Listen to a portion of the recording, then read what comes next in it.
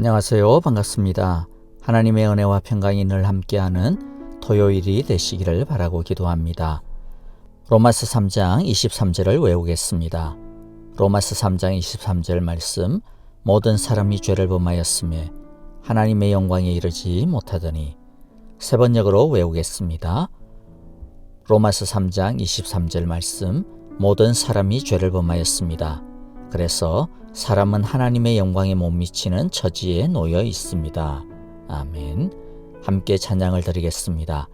우리가 가장 사모하는 것이 무엇입니까? 우리의 가장 사모할 대상은 바로 예수님입니다. 내 진정 사모하는 친구가 되시는 우리 함께 찬양 드리겠습니다.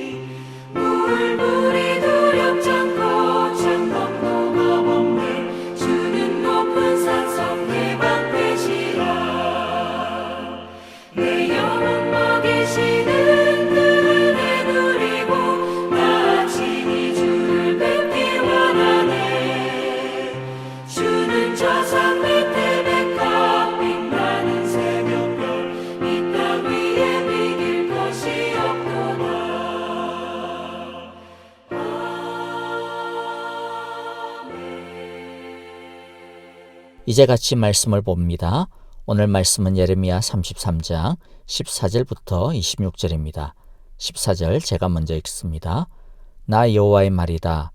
보아라, 내가 이스라엘 가문과 유다 가문에 약속한 그 복된 약속을 이루어 줄 그날이 오고 있다.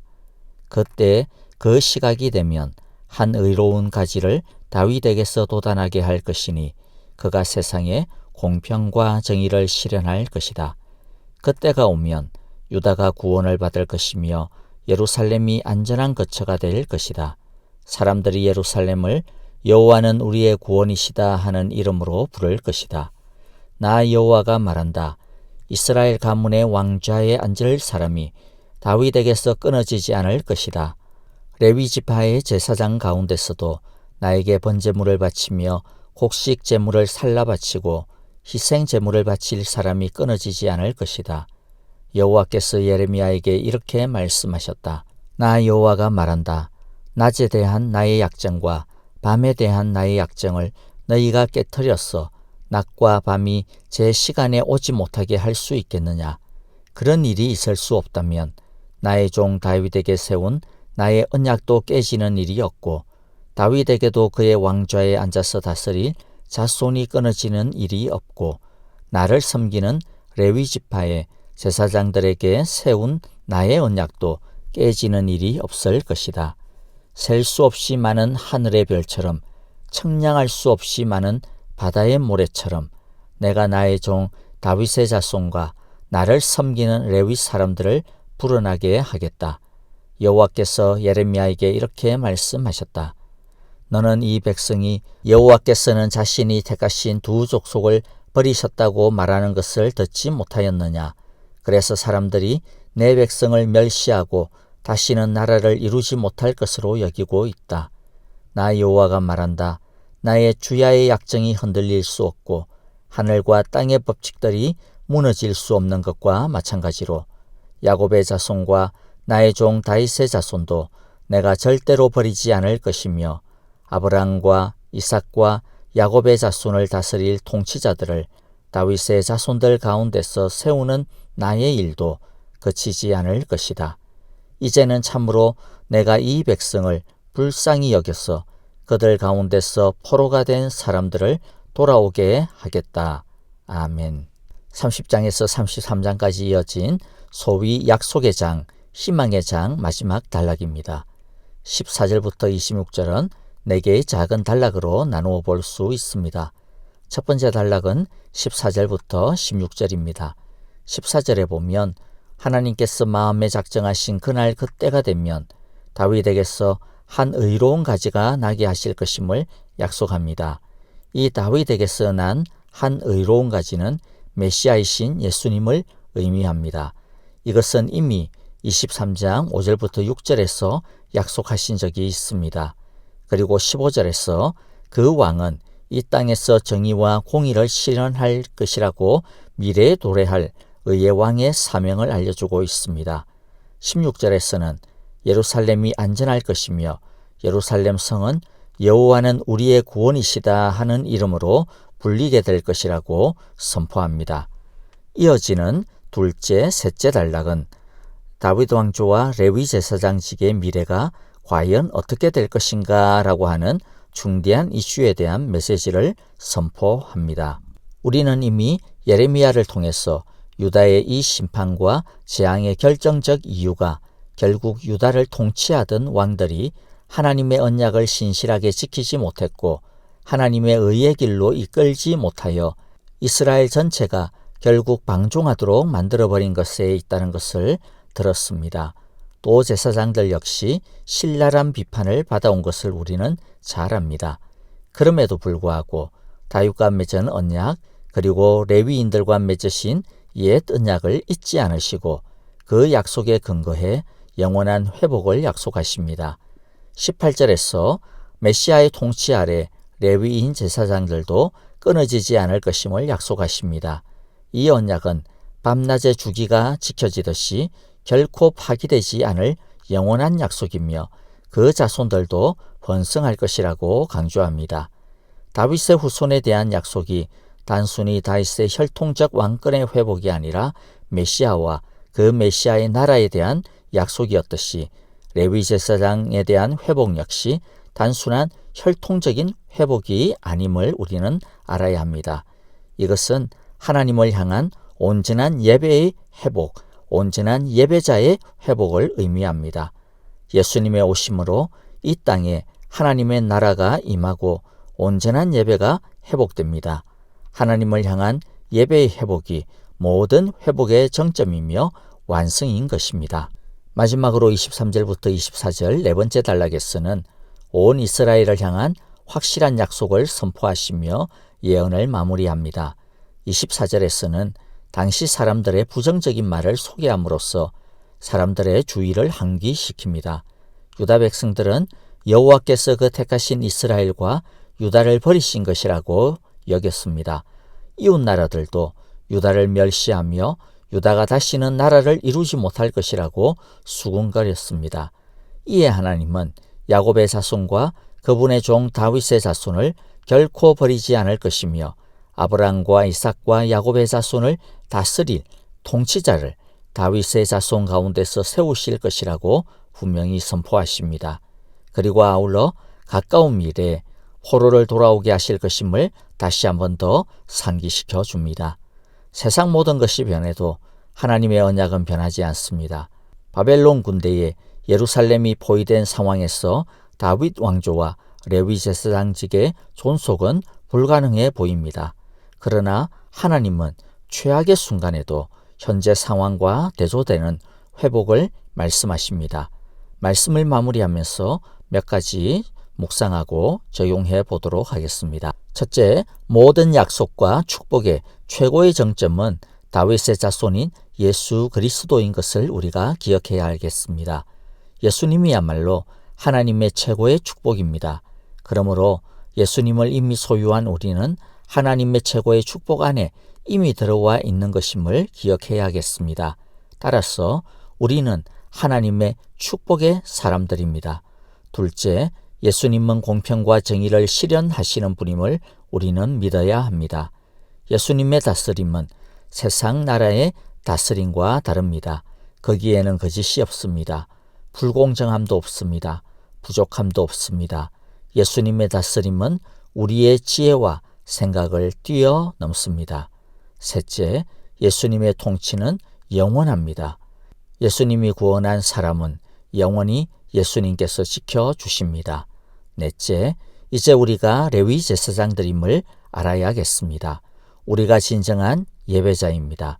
우리가 왕같은 제사장들입니다. 그러므로 우리가 할 수 있는 최고의 일은 하나님을 예배하는 것입니다. 에베소서에서도 하나님께서 우리를 구원하신 목적은 하나님의 영광을 영원토록 찬미하게 하도록 하기 위해서라고 했습니다. 하나님께서 우리에게 바라시는 것은 참되고 진정한 예배입니다. 예레미야 당시의 제사장들처럼 우리가 예배해서는 안 될 것입니다. 우리는 이제 새롭게 회복된 영원한 예배자들입니다. 영과 진리로 통회하는 마음으로 전심으로 하나님을 높이며 예배해야 할 것입니다. 주일뿐만 아니라 우리의 모든 시간 속에서 하나님을 예배해야 합니다.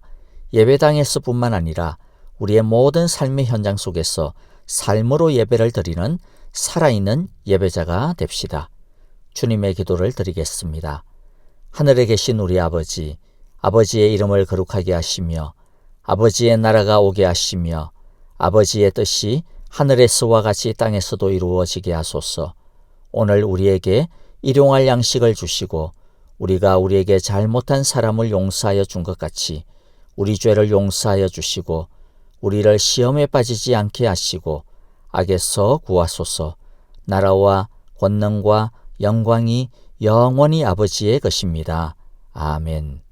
찬양과 더불어 기도하겠습니다. 선교사님들을 위하여 기도합시다. 아프신 성도님들을 위하여 기도하시 주시고요. 박윤경 전도사님, 한국에서 치료 중에 있는 우리 김윤호 아기를 위해서, 그리고 수술 후에 회복 중에 있는 진봉자 집사님의 쾌유를 위하여 기도해 주시기를 바랍니다. 내일 주일 예배의 은혜를 위하여 기도해 주시기를 바랍니다. 그리고 주일뿐만 아니라 우리의 모든 시간, 모든 생활 속에서 삶으로 예배드리는 산 예배자가 되게 하소서라고 기도합시다. 하나님의 다스림을 경험하는 토요일 주말 되시기를 원하고 기도합니다. 안녕히 계십시오. 내일 뵙겠습니다. 감사합니다. 나는 하나님을 예배하는 예배자입니다. 내가 서 있는 곳 어디서나 하나님을 예배합니다. 내 영혼 거룩한 은혜를 향하여 내 마음 완전한 하나님 향하여 이곳에서